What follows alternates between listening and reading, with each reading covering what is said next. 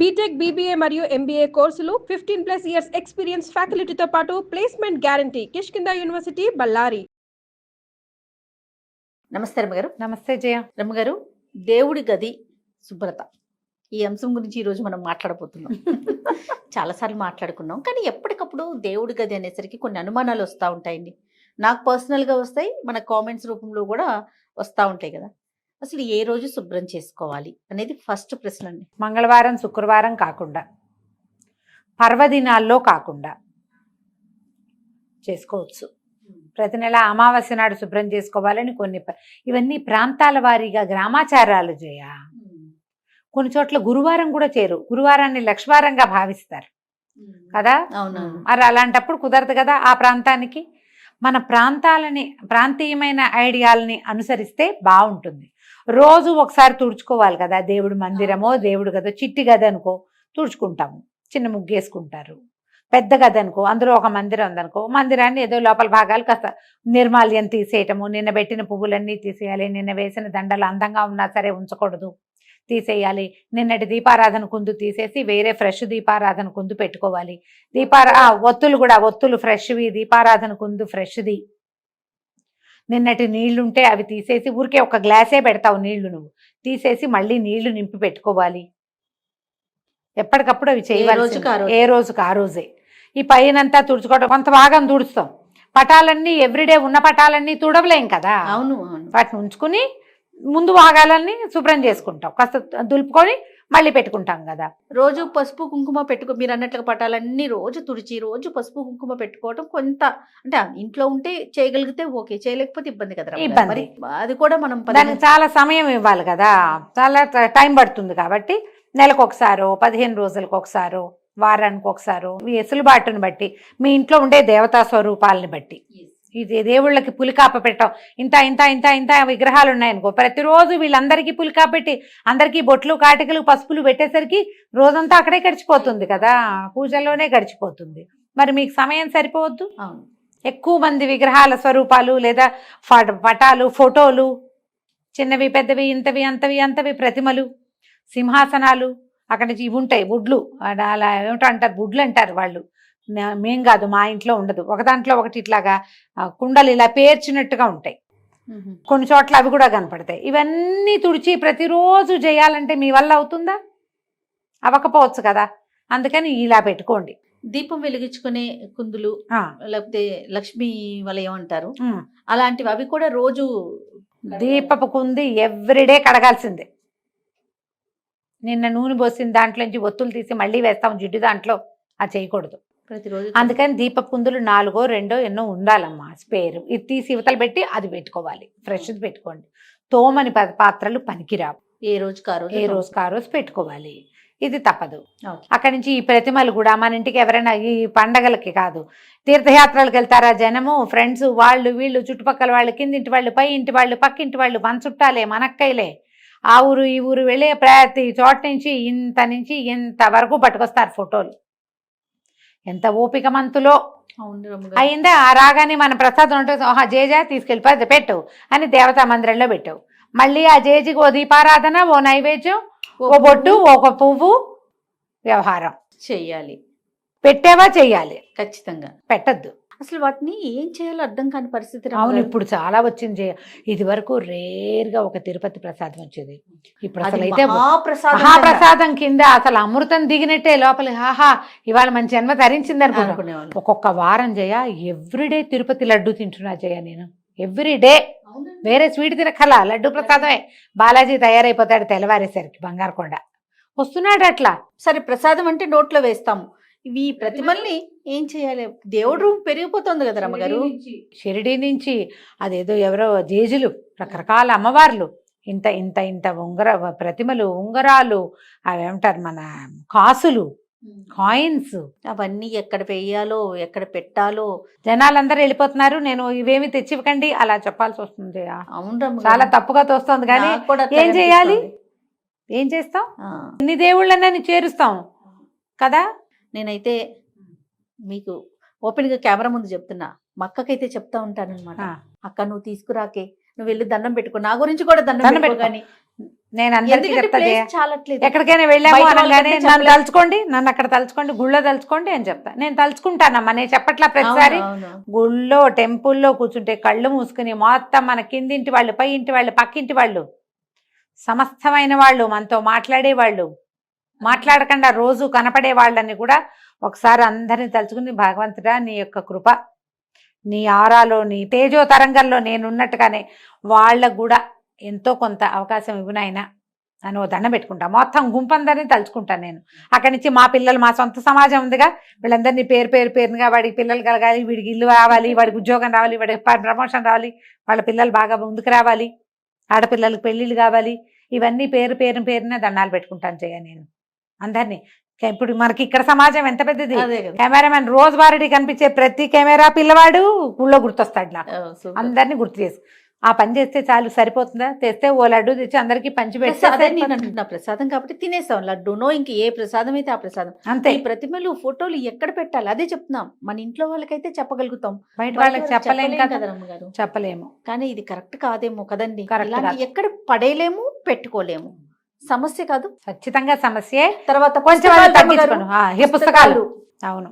అక్కడి నుంచి స్తోత్రాలు అవే కాదు జయ. ఇది వరకు రేర్గా ఒక్క భగవద్గీత ఉండేది, ఆ, ఆ. రేర్గా ఒక్క విష్ణు సహస్రనామం ఉండేది. అలా కాకుండా ప్రతి పెళ్లికి, పేరంటానికి, ఫంక్షన్లకి, అవే కాకుండా ఇంకా ఏమంటారు, మరణం తర్వాత జరిగేటువంటి మరణానంతర క్రియలు చాలా ఉంటాయి కదా, అన్నింటికి. సెరమనీస్ కి, అన్నిటికీ దేవుళ్ళ పుస్తకాలు వేలకి వేలు వేసేయటం.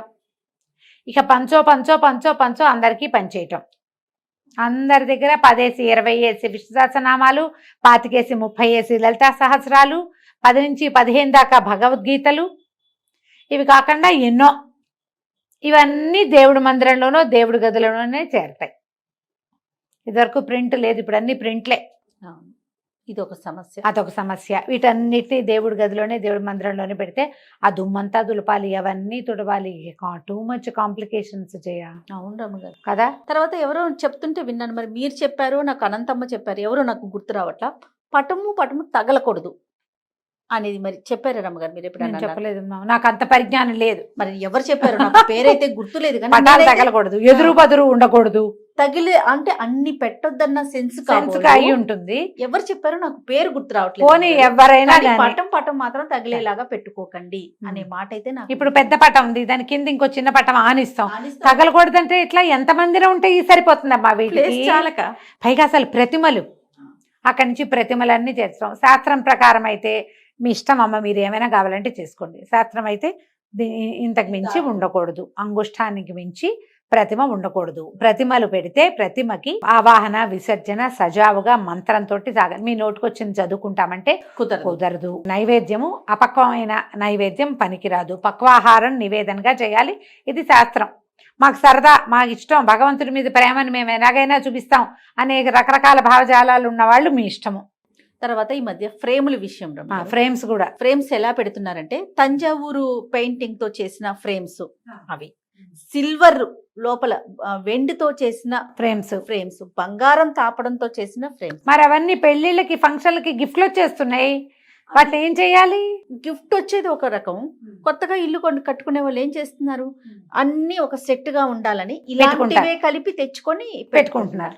వీటికి కూడా అంటే మనం మామూలుగా పూజ చేసుకున్నట్లేనా, మళ్ళీ దీనికి ఏమన్నప్పుడు బంగారం వెండి ఉన్నప్పుడు స్పెషల్ కేర్ ఏమన్నా? కాదు, మీకు ప్రతిమ అంటే పూర్తి స్వరూపం. వీడు వినాయకుడు వెనకాల భాగం అంతా చక్కగా చేస్తారు, ముందు భాగం అంతా పాదాలు మొత్తం అవయవాలన్నీ ప్రతిమలాగా బరువైన ప్రతిమ. ఓకే. పూర్తి స్వరూపాన్ని గనక మనం పెడితే ప్రతిమ రూపంలో, అక్కడ మనం నివేదనలు అవి ఖచ్చితంగా చేయాలి. అలా కాకుండా ఈ ఫోటోలో ఫ్రేమ్ ఫ్రంట్ పార్టే అంతే, నువ్వు నమస్కారం చేసుకోవడానికి స్వరూపమే అది, అంతకంటే ఏం లేదు. ప్రతిమలు వేరు, అదేలేండి, విగ్రహం వేరు, ఇవి వేరు. ఫ్రేమ్స్, ఫొటోస్, క్యాలెండర్లు, ఇవన్నీ వేరు. వీటిని పెంచుకున్న కొందికి వాటిని తుడుచుకోవాలి, తీయటానికి మనసొప్పదు. అసలు మామూలుగానే వేయబోతే వేపకొమ్మ, వేసినప్పుడు వేపకొమ్మ, తీయబోతే అసిరెమ్మ అంటారు. అసిరెమ్మ తల్లి ఆమె తీయకూడదు, ముందు వేయకుండా ఉంటే సరిపోతుందిగా. వేప చెట్టు వాకిట్లో వేసే వరకే సరదా, వేప చెట్టు గాలని. ఎప్పుడైనా కొట్టేస్తా ఉంటే జేజి, దాన్ని కొట్టకూడదు, అది ఒప్పుకోదు. అది అందరూ ఒప్పుకోరు, చుట్టుపక్కల జనాలు. అందులో చాలా ఉంటుంది శక్తి, తీయటానికి వీల్లేదు. ఇప్పుడు ఇవి కూడా అంతే. మీరు ఇన్ని పటాలు ఇన్ని ఫోటోలు పెడితే అందరికీ పువ్వులు పెట్టాలా, రేపొద్దున నిర్మాల్యం అంతా తొలగించాలా, దాన్ని ఎక్కడ వేయాలనే ఒక ప్రశ్న. అవన్నీ ఉన్నాయి కదా. మీరు ఏదైనా పెట్టుకోండి, మీ చాయిస్, బట్ కాంప్లికేటెడ్గా చేసుకోవద్దు. మీరు ఆ పూజా మందిరం శుభ్రతకే మీకు 2 గంటలు పట్టేలాంటివి పెట్టుకోకండి. మీ ఇంట్లో పురాతనంగా ఆనుచానంగా వచ్చినటువంటి దేవతా విశేషాలు ఉండుంటే సాలగ్రామాలు ఉంటాయి, పంచాయతీలు ఉంటాయి, శివ పంచాయతీలు ఉంటాయి, శివలింగాలు ఉంటాయి, అమ్మవార్లు అన్నపూర్ణాదేవి విగ్రహం ఉంటుంది అందరి ఇళ్లలో, వినాయకుడికి ప్రత్యేకమైన ప్రతిమ ఉంటుంది, గౌరీదేవి ఉంటుంది ఒక రాయి రూపంలో. ఇవి పాతవి ఉంటే మీకు ఏదైనా కలర్ఫుల్ ఫోటోలు అవి కావాలంటే గోడల మీద పెట్టుకోండి. ఈ పూజించే మందసము మండపము ఒక పీట ఉంటే పీటెక్కిచ్చేయకండి, వాళ్ళందరినీ గోడెక్కించండి. గోడ మీద ఉన్నవి తులపటం సులువు, ఇది కష్టం. అంతే.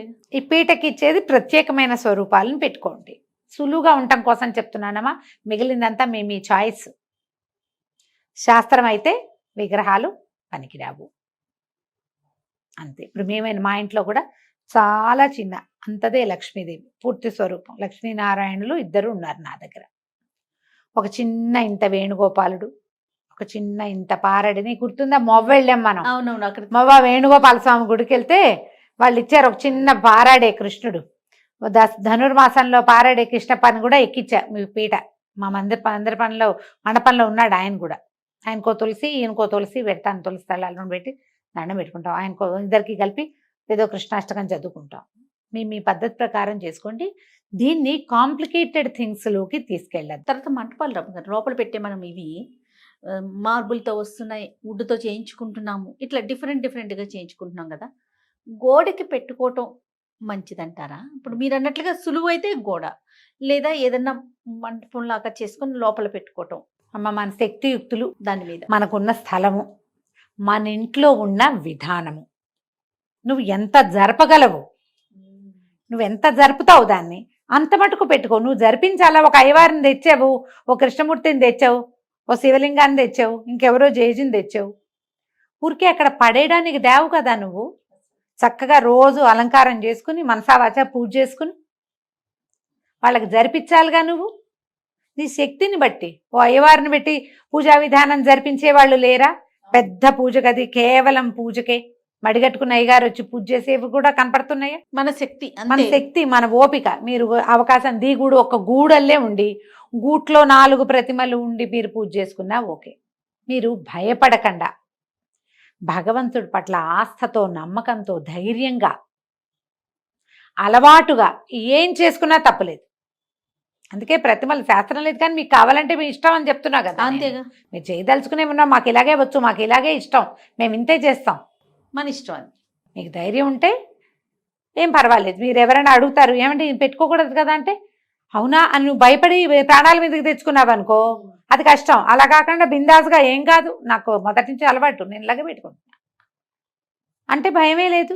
ఓకే, ఏ కాంప్లికేషన్స్ లేకపోతే భయం ఏముంది? అంతే కదా కదా. ఎలా కావాలంటే అట్లా పెట్టుకోవచ్చు. ఇప్పుడు గోడకి పెట్టి ఒక చిన్న చెక్కను కొట్టించి వాళ్ళకి అంతే కుదురుతుంది.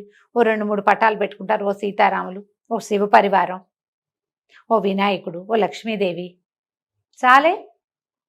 చక్కగా శుభ్రంగా దాన్ని చక్కగా పసుపు రాసి బొట్టుగా బొట్టు పసుపు పెట్టి ప్రతిమలో ఫోటోలకు చక్కగా రోజు బొట్టు పసుపు పెట్టడం, దండం పెట్టుకోవటం, 2 పువ్వులు పెట్టుకోవటం, కొంచెం కాస్త హారతి కర్పూరం వెలిగించుకోవటము, తర్వాత దీపారాధన చేయటము, ఒక అరటిపండు నీకు చేత వచ్చింది పట్టుకు వెళ్ళము నివేదన చేస్తావు. రోజు వెళ్ళేటప్పుడు చూసి దండం పెట్టుకోవడానికి కళ అయిన ఒక పూజా ప్రాంతం ఉండాలి. ఎవరికైనా అది ఉండాలి. అది నువ్వు ఇంతే పెడతావా, అంత పెడతావా, ఏదో పెడతావా, అదంతా నీ ఇష్టం. నువ్వు అది ఎంత శుభ్రంగా, ఎంత ఏమన్నాలంటే సార్టెడ్గా ఉంటే నీకు అంత బాగుంటుంది. ఓకే, దాని శుభ్రత మీద నువ్వు పూజ అంటూ పెట్టుకుని నీ నమ్మకాన్ని అక్కడ పెట్టినప్పుడు దాన్ని నువ్వు ఎంత బాగా ఉంచితే నీకు అంత బాగుంటుంది. ఎంత ఉంచగలవో అంతే పెట్టుకో. నువ్వు ఎంత బాగా ఉంచగలవో, ఎంత అయితే నువ్వు చేయగలవో అంతది పెట్టుకో. అది నువ్వు ఒట్టి క్యాలెండర్లో లక్ష్మీదేవిని పెట్టుకున్నా సరే, ఏటా మారే టీటీడీ వాళ్ళ క్యాలెండర్లోంచి ఒక మలయప్పని తీసుకొచ్చి పెట్టుకున్నా సరే, ఏదైనా సరే కానీ నువ్వు చక్కగా ఒక దీపం పెట్టడం, ఒక దీపం పెట్టే అవకాశం లేకపోతే ఓ అగరవత్తి వెలిగించడం, తెల్లవారు లేచి అయ్యా స్వామి నువ్వు ఉన్నావు కాబట్టి నేను బతుకున్నాను నాయన అని ఒక దండం పెట్టడం, ఓ పువ్వో ఏదో పెట్టే అవకాశం, అవన్నీ కదా నిన్ను ధైర్యంగా బతికించేందుకు ఆసరాలు అవే కదమ్మా. అవును అవును. దాన్ని బాగా ఉంచుకోవాలి. తప్పకుండా దానికి ఏవేవో ఆలోచనలు చెయ్యొద్దు. ఎంత చేయగలరో అంత చేసుకోండి. తప్పకుండా రమ్మ గారు. నమస్తే. నమస్తే జయ.